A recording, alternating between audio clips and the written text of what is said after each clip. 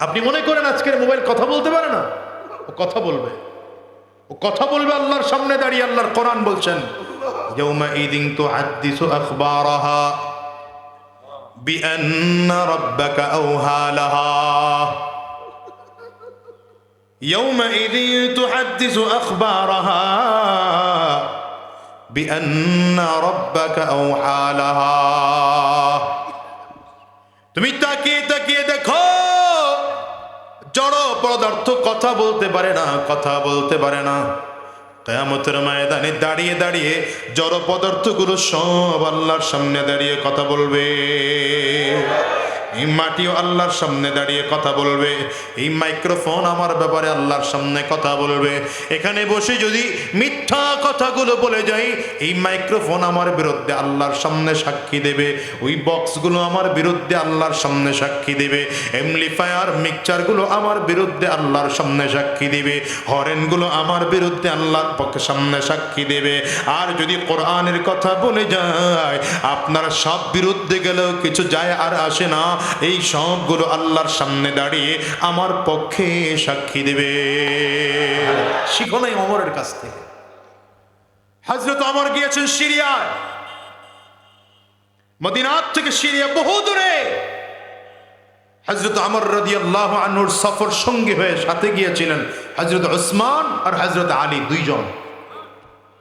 হযরত ওমর রাদিয়াল্লাহু আনহুর একটা অভ্যাস ছিল, রাতের অন্ধকারে ঘুরে ঘুরে ঘুরে ঘুরে মানুষের খবর নিতেন, একা ছদ্মবেশে। তো সিরিয়ায় গিয়ে একা বের হয়েছেন। হযরত ওমর যখন একা বের হলেন, হাঁটতে হাঁটতে হাঁটতে হাঁটতে গিয়ে দেখেন বাড়ির সামনে একজন মহিলা জ্যোৎস্না রাত, বিষণ্ণ চেহারা নিয়ে, চেহারা মলিন করে বসা। গিয়ে সালাম দিলেন, আম্মা জান আসসালামু আলাইকুম। বুড়ি মহিলা, মহিলা খুব কষ্টে সালামের জবাব নিছে। কষ্টে সালামের জবাব নিয়ে বললেন, মা আপনি কেমন আছেন? মহিলা বলে, কেমনে ভালো থাকবো? যে এলাকার শাসক ওমর, সেই দেশে ভালো থাকা যায়? বুঝে নাই কথা। কে বলতেছে? মহিলা। হযরত ওমর কয়, মা আপনি ওমরকে দেখছেন, চিনেন তাকে? ওই দেখিও নাই চিনিও না, আল্লাহ যেন কোনোদিন ওর মুখটা আমারে না দেখায়। হযরত ওমর আশ্চর্য হয়ে গেছেন, বলে কি? দেখবেন মহিলারা এরা অভিশাপ দিতে নাম্বার 1। পর্দার আড়ালের মা বোনরা আছে তো না? হ্যাঁ, মা বোনরা আছেন, আপনারাও শুনে নেন। অভিশাপ দিবেন না কখনো সন্তানদেরকে। মহিলারা খুব খুব অহরহ করে থাকে এটা। সন্তানকে শুধু শুধু গালি দেয়, কুত্তার বাচ্চা, শুয়োরের বাচ্চা বলে। সাবধান, খুব সাবধান। হাদিসে আসছে, কোন ব্যক্তি যদি কাউকে এই জাতীয় ভাষায় গালি দেয়, তো কিয়ামতের দিনে তার চেহারাটা অমন হয়ে যাবে। মানুষকে গালি দেওয়া যায় আহাম্মক বলে, বোকা বলে, পাগল বলে। কারণ প্রত্যেকটা মানুষের মধ্যে কিছু না কিছু আহাম্মকে আছে। কথা বলে না? প্রত্যেকটা মানুষকে কিছু না কিছু বোকামি পাবেন। প্রতিটা মানুষের মধ্যে কিছু না কিছু বুদ্ধিহীন কাজ আছে, ঠিক না? এ ভাষায় গালি দিবেন না। মহিলাদের আরেক অভ্যাস, স্বামীর প্রতি নাশুকরিয়া। সারাটা জীবন ভালো খাওয়াইছে, একদিন হয়তো ওনার পছন্দের একটা কিছু আনতে পারে নাই, দাম বেশি না, 2000 টাকা, ব্যাস ওই দিন ঘর তুলে নিছে মাথায়। জীবনে শান্তি পাইলাম না তোমার ঘরে। কি কথা বল না কেন? কথা বলেন না কেন? মা বোনদেরকে বলবো, এটা করবেন না। স্বামীর প্রতি যত্নশীল হবেন। সারাদিন একটা বেচারা কাজ করে, মাথার ঘাম পায়ে ফেলে লোকটা ঘরে আসে, একটু মিষ্টি হাসি দেন, সুন্দর করে সালাম দেন, তাকে ফ্রেশ হতে সহযোগিতা করেন, পানি এনে দেন। পারলে একটু ঠান্ডা পানি দিয়ে, গরমের দিন আসলে ঠান্ডা পানি দিয়ে শরবত বানায় তার সামনে এনে দেন। এরপরে তার পাশে বসেন, তার কেমন কাটলো সারাটা দিন একটু তাকে জিজ্ঞাসা করেন। যদি মন খারাপ দেখেন, সান্ত্বনা দেন। কথা বলেন, দেখবেন আপনার স্বামী আপনার প্রতি দুর্বল হবেই, আপনাকে ভালোবাসতে বাধ্য। অন্য কোন নারীর দিকে কোন পুরুষের মন যেতে পারে না। বর্তমান সংসারগুলো অধিকাংশ সংসারগুলোতে অশান্তির মূল কারণ পরকীয়া। আসতে বলো কেন? আর পরকীয়ার মূল জায়গা হচ্ছে এই মোবাইল। ঘরে ঘরে ঘরে ঘরে মোবাইল। এখন জিনা করার জন্য রাস্তায় বের হওয়া লাগে না, ঘরে বসে জিনা করা যায়। জাতির গজব, জাতির ধ্বংসের জন্য একটা জিনিস যথেষ্ট। এই জন্য অনুরোধ করব, প্রত্যেককে অনুরোধ করব, মোবাইল ব্যবহার করবেন না এটা বলি নাই, করবেন। একটা ভালো পদ্ধতি আছে, ভালো পদ্ধতি ব্যবহার করবেন। এই মোবাইল ব্যবহার যেন আপনার জাহান্নামে যাওয়ার কারণ না হয়। আপনি মনে করেন আজকের মোবাইল কথা বলতে পারে না?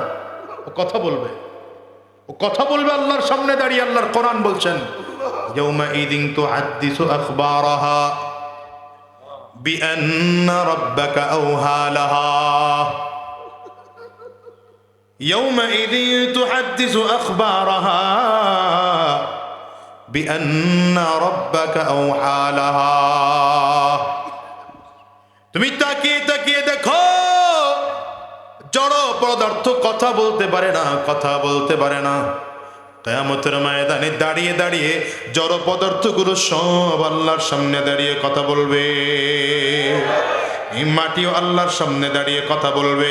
এই মাইক্রোফোন আমার ব্যাপারে আল্লাহর সামনে কথা বলবে।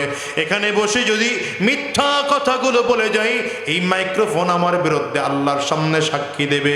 ওই বক্সগুলো আমার বিরুদ্ধে আল্লাহর সামনে সাক্ষী দেবে। এমপ্লিফায়ার মিক্সচারগুলো আমার বিরুদ্ধে আল্লাহর সামনে সাক্ষী দেবে। হরেনগুলো আমার বিরুদ্ধে আল্লাহর পক্ষে সামনে সাক্ষী দেবে। আর যদি কোরআনের কথা বলে যায়, আপনার সব বিরুদ্ধে গেলেও কিছু যায় আর আসে না। এই সবগুলো আল্লাহর সামনে দাঁড়িয়ে আমার পক্ষে সাক্ষী দেবে। হযরত ওমর রাদিয়াল্লাহু আনহু দাঁড়িয়ে বলেন, মা দেখেছেন কখনো ওমরকে? চিনেননি ওমর রে? মহিলা চেহারা মলিন করে ডেকে বলে, বাবা আমার কোনোদিন যেন ওমর না দেখায়, কোনোদিন যেন ওমর রে না দেখি। আমি ওর চেহারাও দেখতে চাই না, কোনোদিন যেন ওর সাথে আমার সাক্ষাৎ না হয়। হযরত ওমর নিজের পরিচয়টা গোপন করে ডেকে বললেন, মাগো কি হয়েছে আপনার? বলে, তোমারে বলে লাভ নাই, তবে শোনো, আজকে 4, 5, 6 বছর হয়ে গেল ওমর পুরো পৃথিবী শাসন করে, গোটা পৃথিবীর 3 ভাগের 2 ভাগ শাসন করে। আমি তার অধীনস্থ এলাকার মধ্যে একজন মহিলা না খেয়ে আছি, না পড়ে আছি। এই 6 বছরের মধ্যে একটা খবর পর্যন্ত আমাকে ওমর নিতে আসে নাই। আজ পর্যন্ত আমাকে কোনো রকম একটু সরকারি সুবিধাও দেয় নাই। যদিও আজকে ওমরের অনেক বড় ক্ষমতা, কিন্তু কিয়ামতের ময়দানে আল্লাহর সামনে যেদিন দাঁড়াইব, ওই দিন ওমরের ক্ষমতাও থাকবে না। ওমরও যা থাকবে সেদিন আমিও তা থাকব। ওমরকে ধরে নিয়ে আল্লাহর সামনে আসামির কাঠ গড়ায় দাঁড় করায় বলবো, আয় আল্লাহ, আগে ওমরের বিচার হবে, এরপরে ওমরের জান্নাত হবে। কত বড় কথা বুঝেন? কাকে বলতেছে? কারে বলতেছে? মিয়া কিসের এখন আমেরিকা? বিশ্বের অন্যতম পরাশক্তি ছিলেন হযরত ওমর। এই যে এখনকার মায়েরা ভূতের কথা শুনে বাচ্চা ঘুম পাড়ায় না, কথা বলেন না? বাঘ আসতেছে বললে বাচ্চাদের ঘুম পাড়ায় না, ছোট ছোট বাচ্চা। ওই সময় ওমরের নাম শুনলে এমন করে বাচ্চারা ভয় পাইত, বাচ্চাগুলো ঘুমায় পড়তো। বাচ্চারা ঘুম না আসলে মা বলতো ওমর আসতেছে। আরে ওমরকে শয়তান ধোঁকা, ভয় পায় শয়তান। পর্যন্ত ওমর যেই রাস্তা দিয়ে হাঁটতো 40 দিন ওই রাস্তা দিয়ে শয়তান হাঁটতো না। নবী আলাইহিস সালাম আযান শুনে হযরত বিলালের একবার বের হয়েছেন নিজের ঘর থেকে। আপনারা যারা মক্কাতুল মুকাররমায় গিয়েছেন দেখবেন, নবীজির বাড়ির সামনে আবু জাহিল্লার বাড়ি। ওখান থেকে সোজা এসে আমার নবী যেই দরজা দিয়া বাইতুল্লাহর দিকে আসতেন, ওই দরজা এখনো আছে। সেই দরজা দিয়ে নবীজি আসতেছেন আযান শুনে, হযরত বিলাল আযান দিচ্ছেন। নবী আলাইহিস সালাম খেয়াল করে দেখেন জাবালে আবু কুবাইস নবীজির বাড়ির পাশে শয়তান সোজা দৌড় দিছে ওইদিকে। দৌড় দিয়ে হঠাৎ করে কি হলো না হলো, হঠাৎ ব্রেক এমন করছে দৌড়ের চোটে ব্রেক করে উল্টি পুল্টি গেছে, কয়েকটা পুল্টি খায় আরেক দিকে দৌড় দিছে। নবী চিন্তা করলেন শয়তানটা এমন করলো কেন? ইবলিস, আমার নবী তো ইবলিস দেখতেন। কিছুক্ষণ পরে তাকায় দেখে উল্টা দিক থেকে অমর আসতেছে। অমরেরা দেখা দৌড় দিছে, এসে অমর। আজকে সে অমরের ব্যাপারে মহিলা বলতেছে অমরের অনেক ক্ষমতা, তাই না? কিয়ামতের ময়দানে ওর কোনো ক্ষমতাও থাকবে না, আমারও থাকবে না। ওরে ধৈর্য নিয়ে আল্লাহর সামনে দাঁড় করাবো। একটা সরকারের সুবিধা আমাকে দেয়নি। হযরত ওমর চোখ দিয়ে পানি ফেলে কান্না করতে আরম্ভ করছে। মহিলার পায়ের সামনে জমিনে বসে পড়ছেন। এবার মহিলার দিকে অনুনয় বিনয় করে বলছেন, মা, আমি যদি ওমরের পক্ষ হইয়া আপনার জীবনের সব দুঃখগুলো কিনতে চাই, আপনি বিক্রি করবেন? মহিলা ধমক দিয়েছে, এই বোকা, দুঃখ বিক্রি করা যায় নাকি? হযরত ওমর কয়, মা, বিক্রি করেন না, 5 দিরহাম দেব। কয় দিরহাম? 5 দিরহাম মানে বুঝেন? বর্তমান সময়ের পরে 2 থেকে 2.5 ভরি স্বর্ণ, এক দিরহাম। মহিলা বলে, সাবধান, কি বলো তুমি? দুঃখ বিক্রি করা যায় না, এটা বিক্রি করব না। হযরত ওমর কয় 10 দিরহাম। বলে না, হবে না। 15 দিরহাম। হবে না। হযরত ওমর কয় 20 দিরহাম দিব, মা, বিক্রি করবে? 20 দিরহাম মানে বর্তমান যুগের প্রায় 50 ভরি স্বর্ণ। মহিলা লোভে পড়ে গেছে, প্রায় 50 লক্ষ টাকার অফার। মহিলা বলছে, ঠিক আছে, বিক্রি করব। চুক্তি, খুব খেয়াল করে শুনেন, চুক্তি প্রায় কমপ্লিট। এই মুহূর্তে হযরত ওসমান আর হযরত আলী দুইজন খুঁজতে বের হয়েছেন, ওমর কই? খুঁজে খুঁজে গিয়ে দেখেন মহিলার পায়ের সামনে মাটির মধ্যে হাঁটু গেড়ে হযরত ওমর বসে আছেন। ওখানে দাঁড়ায় ডাক দিছেন, ইয়া আমিরুল মুমিনিন, হে সেনাপতি, হে আমিরুল মুমিনিন।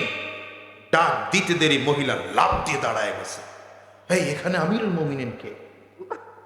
হযরত আলী রাদিয়াল্লাহু আনহু বলেন, ওই যে তোমার পায়ের সামনে বসা, এই যুগের ওমর, এই যুগের ওমর। মহিলা চোখের পানি ফেলে কান্না করতে আরম্ভ করেছে। পালাবে কোথায়? ওমরের সামনে এত বড় কথা বলে ফেলাইছে। হযরত ওমরের দিকে হাতটা জোর করে বলতেছে, ওমর, মাফ করে দেন আমাকে, আমি বুঝতে পারি নাই, আপনার বিরুদ্ধে অন্যায় কথা বলেছি, আপনার বিরুদ্ধে অনেক বড় কথা বলে ফেলেছে, আমারে মাফ করে দেন। হযরত ওমর কয়, মাফ চাওয়া আর না চাওয়া, করা না করা পরের বিষয়, আপনার সাথে আমার চুক্তি হয়েছে, আগে চুক্তি ক্লিয়ার করে।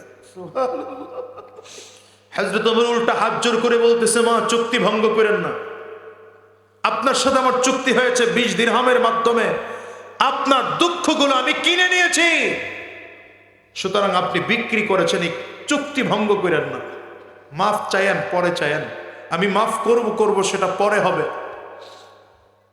মহিলা 20 দিরহাম মহিলার হাতে দিয়া হযরত ওমর নিজের চাদর ছিঁড়েছেন।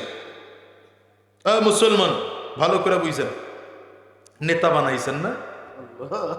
নেতা বানাইছেন। কি দিয়ে বুঝাবো আপনার? হ্যাঁ, নেতা পালা দিশা পাবে না কিয়ামতের দিনে। নেতা দেখতে চাও তো নবীর আদর্শ দেখো, নেতা দেখতে চাও তো নবীর সাহাবীদের আদর্শ দেখো। আজকে যদি আমার নবীর আদর্শের 100-র মধ্যে 1% বাংলাদেশে থাকতো, এই বাংলার চিত্র পরিবর্তন হয়ে যাইত। হাত তোলা বলতে কেন? কি দিয়ে বুঝাই আপনাদেরকে? কি দিয়ে বুঝাই? আসলে সাধ্য নাই বোঝানোর মতো আমাদের। আমরা হুজুররাও তো ওয়াজ করি এখন, বাইং মাছ মার্কা ওয়াজ, ঠিক না? মোড়ায় মোড়ায় ওয়াজ করি, গায়ে যেন কাদা না লাগে। কাদায় থাকবো ঠিক, কিন্তু কাদা লাগবে না গায়ে। আল্লাহ যা থেকে মাফ করুন, আমিন বলেন। জোরে চিল্লে আমিন বলেন। মহিলার হাতে 20 দিরহাম দিয়া নিজের চাদর ছিঁড়ে পকেট থেকে কলম বের করে কালি সামনে দিয়া মহিলাকে বলছেন, মা, এই আমার কাপড়ের টুকরার মধ্যে লিখে দেন, আপনি 20 দিরহামের বিনিময়ে আপনার জীবনের সব দুঃখ ওমরের কাছে বিক্রি করেছেন। আল্লাহর সামনে কিয়ামতের ময়দানে আমাকে আসামির কাঠগড়ায় দাঁড় করাবেন না। লিখে দিয়েছে মহিলা।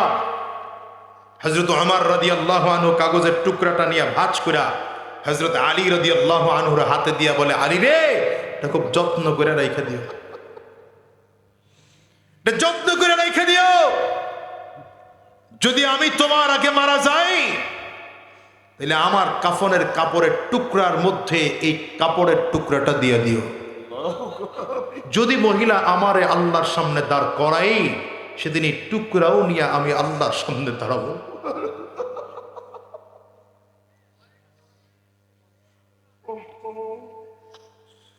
আর দাঁড়ায় আল্লাহকে বলবো, আল্লাহ, এই যে মহিলার কোনো অভিযোগ নাই, আমার কাছে লিখে দিছে 20 দিরহামের বিনিময়,